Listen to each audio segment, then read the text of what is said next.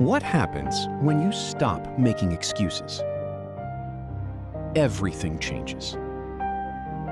Because excuses are sneaky. They rarely sound dramatic. They don't announce themselves by saying, "Hey, I'm holding you back." Instead, they sound reasonable. "I'm too tired. I'll start tomorrow. I'm waiting for the right time. I just need to prepare a little more." And the problem is, the more you repeat these excuses, the more believable they become. At first, it feels harmless. You tell yourself you're just delaying for a good reason. But days turn into weeks. Weeks turn into months. And before you know it, you're standing in the exact same place, wondering why nothing has changed. The truth is, excuses are comfortable.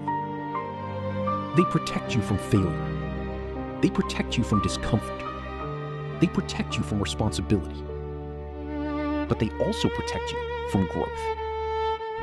The moment you stop making excuses, you're forced to face reality.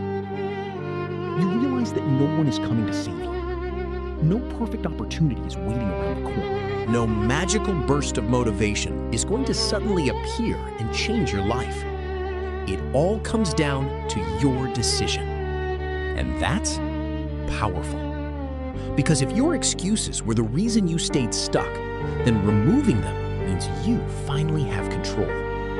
When you stop saying, "I don't have time," you start making time. When you stop saying, "I'm not ready," you take the first step anyway. When you stop blaming circumstances, other people, or bad luck, you begin focusing on what you can actually change. That's where progress begins. Not when conditions are perfect, not when motivation is high, but when you decide to act despite the excuses. Will it be hard? Absolutely. There will be mornings when you don't feel like getting up.